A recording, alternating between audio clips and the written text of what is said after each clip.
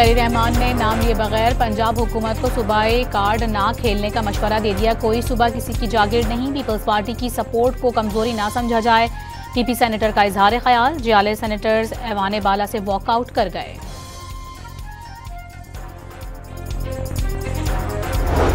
Opposition को ज्यादा खुश होने की जरूरत नहीं, दोस्तों को मनाकर वापस लाएंगे। अगर किसी के अल्फाज से दिल आजारी हुई है तो बतौर सियासी कारकुन उन्हें भी दुख है।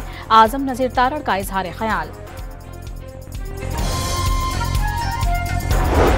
पीपल्स पार्टी और नून लीग लड़ रही है। सैलाब मुतासरीन इमदाद के मुंतजिर हैं। सैलाब की वजह से कौम तकलीफ में है, बच्चे भूख से बिलख रहे हैं, देहात डूब गए और फसलें तबाह हो गईं। बैरिस्टर अली जफर ने दोनों जमातों को बेहिस करार दे दिया।